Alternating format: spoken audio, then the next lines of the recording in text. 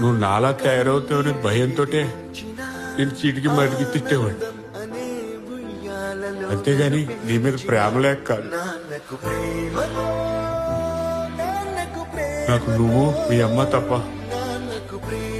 ఇంకెవరున్నారా?